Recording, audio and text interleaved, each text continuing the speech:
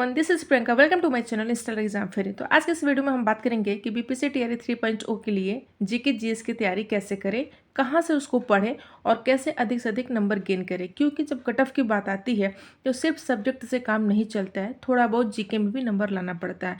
क्योंकि हमारे लिए दोनों ही सब्जेक्ट काफ़ी इंपॉर्टेंट हो जाता है कट ऑफ क्लियर करने के लिए। जैसे कि आप सभी ने देखा है कि दिसंबर में जो एग्ज़ाम हुआ था उसमें काफ़ी अच्छा कट ऑफ किया था।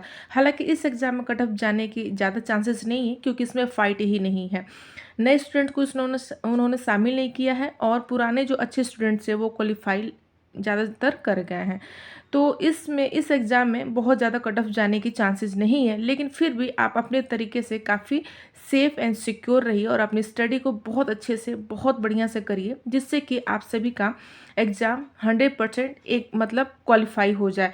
ये डाउट ना रहे कि मेरा कहाँ से 1 नंबर बढ़ जाता है, 2 नंबर बढ़ जाता है, ऐसा कुछ भी वहम मन में ना रहे। इसके लिए आप अपनी तैयारी को बहुत अच्छे से करिए। तभी फ़िलहाल आप सभी के पास 25 दिन का टोटल टाइम बचा हुआ है। मतलब यूँ कह सकते हैं कि 22 से 25 दिन के आपके पास टाइम है।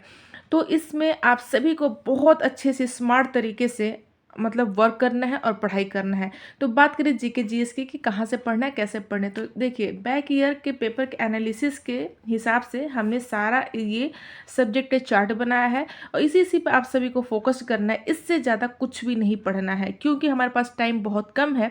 तो 25 दिन में अगर आप सिर्फ 1 घंटा भी जीके और जीएस को देते हैं तो आपकी अच्छी तैयारी हो जाएगी, बहुत अच्छी तैयारी हो जाएगी, बहुत अच्छा नंबर इसमें आप गेन कर सकते हैं।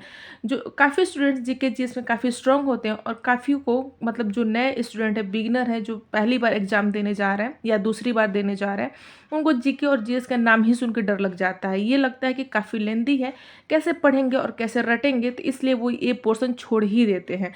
लेकिन देखिए फ्रेंड्स, आपको इन पोर्शन को बिल्कुल भी छोड़ना नहीं है क्योंकि आपको कट ऑफ क्लियर कराने में ये काफ़ी हेल्पफुल साबित होगा। क्योंकि सब्जेक्ट पे तो सारे ही फोकस्ड होते हैं और सबका ही तैयार होता है।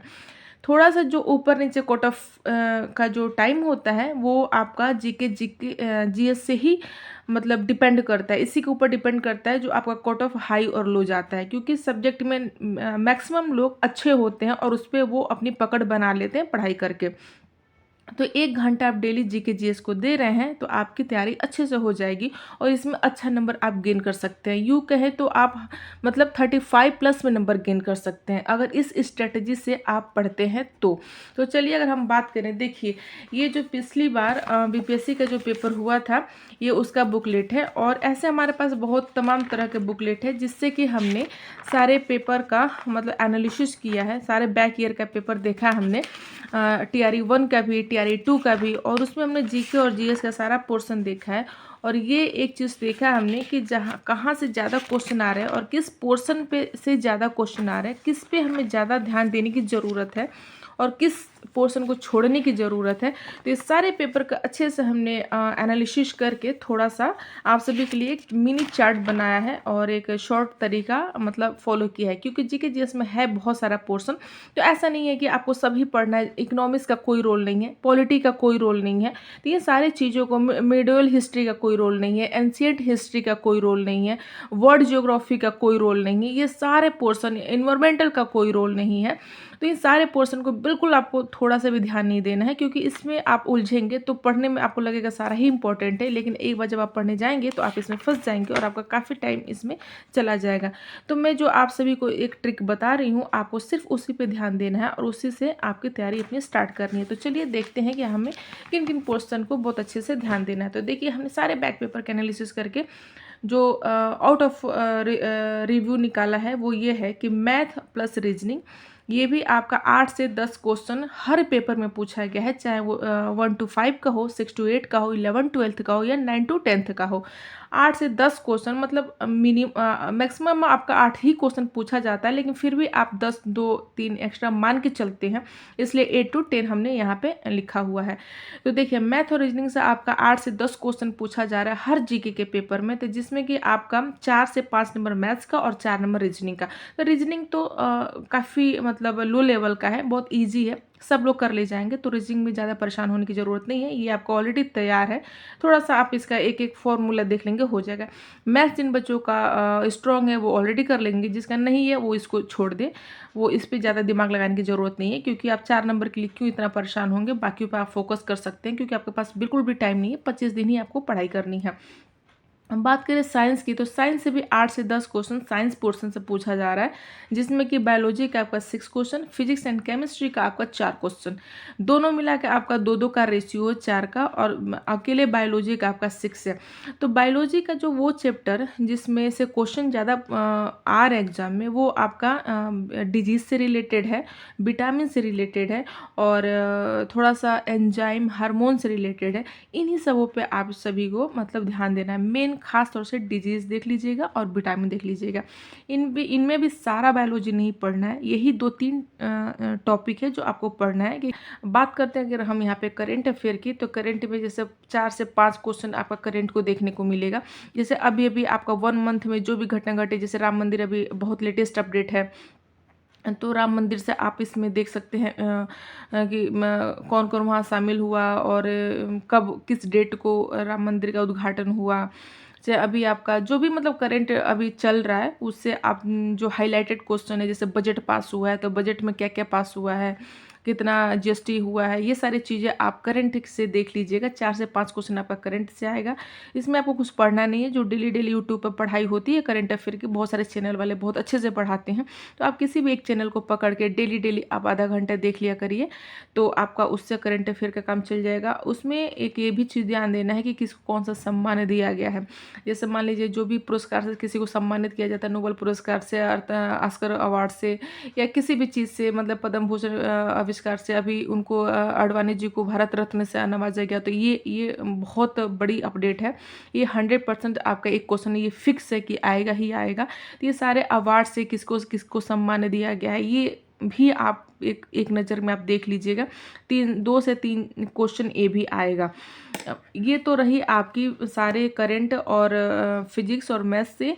अब बाकी जो मेन पोर्शन हमारा जीके का है वो ये है कि ज्योग्राफी और हिस्ट्री। तो देखिए ज्योग्राफी में आपको वर्ड ज्योग्राफी बिल्कुल नहीं पढ़ना है, आपको 8 क्वेश्चन ज्योग्राफी से मिलेगा, हिस्ट्री से आपके 8 क्वेश्चन मिलेंगे, इससे ज़्यादा आपको क्वेश्चन नहीं आने वाला है। देखिए अब सिर्फ 2 ही पोर्शन पढ़ना है, ना तो पॉलिटी पढ़ना है, ना तो इकोनॉमिक्स पढ़ना है, ना इन्वायरमेंटल पढ़ना है, कहीं कुछ भी नहीं आपको पढ़ना है, सिर्फ ज्योग्राफी और हिस्ट्री। ज्योग्राफी में भी आपका इंडियन ज्योग्राफी पढ़ना है, हिस्ट्री में आपका मॉडर्न हिस्ट्री पढ़ना, जिसमें से मॉडर्न हिस्ट्री में आप क्या पढ़ेंगे कि जैसे जो भी कोई भी आंदोलन है, सत्याग्रह है, या कोई पेंटिंग वगैरह हो गई, मतलब मॉडर्न हिस्ट्री में आपको उसी पे ध्यान देना है जो बिहार से रिलेटेड न्यूज़ है, ठीक है।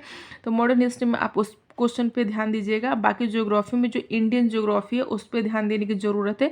उसमें ये कि किस खनिज की कहाँ मात्रा ज़्यादा होती है, और कौन सी रेखाएं किससे होकर जाती है, भूमध्य सागर और ये अक्षांश के बीच कितनी दूरी है, ये सारी चीज़ें मतलब जो बहुत बेसिक ज्योग्राफी का क्वेश्चन होता है, वो सब चीज़ आपको यहाँ पे फॉलो करना है। ज़्यादा कुछ आपको नहीं पढ़ना है, सिर्फ यही इतना आपका पैटर्न है जो आप सभी को पढ़ना है। तो आप यहाँ पे समझ पा रहे हैं कि आपको सिर्फ और सिर्फ इतना ही पोर्शन पढ़ना है, इससे ज़्यादा आपको कहीं भी भागने की ज़रूरत नहीं है, कुछ भी पढ़ने की ज़रूरत नहीं है। अगर हम बात करें कि ये हमें पढ़ना कहाँ से है और इसको कैसे तैयारी करना है, तो उसके लिए देखिए आप सभी के पास एक ये बुक होगा। देखिए ये मतलब शिक्षक भर्ती की ही बुक है, जिसमें कि सारा बैक ईयर पेपर के जितने भी आज तक के टीचर एग्जाम हुआ है उसे सारा बैक ईयर का पेपर इसमें दे रखा है। और क्या कहते हैं, हर जगह का टीचर है, जैसे डीएसएसबी का हो गया, आपका यूपी का हो गया, बिहार का हो गया, राजस्थान का हो गया, सारा के बैक ईयर क्वेश्चन दे रखा है। तो आपको सिर्फ ज्योग्राफी, साइंस और आपका हिस्ट्री, यही 2-3 जो इम्पोर्टेंट टॉपिक पढ़ना है। इस बुक में सिर्फ वही पढ़ना है, आपको पूरा बुक नहीं पढ़ना है, क्योंकि आप पूरा बुक पढ़ेंगे तो पढ़ते ही रह जाएंगे। तो देखिए आपको सिर्फ ये निकालना है, आपका क्या क्या क्या कहाँ क्या आपका ये जैसे वर्ड ज्योग्राफी निकालना है। आपको लाइन बाय लाइन सारा बैक ईयर का क्वेश्चन पढ़ जाना है। और ये देखिए जो सबसे बढ़िया चीज़ इसमें क्या है ना, कि एग्जाम पॉइंट ऑफ व्यू से हर चैप्टर में आपको इतना 10-10, 5-5 क्वेश्चन दे रखा है।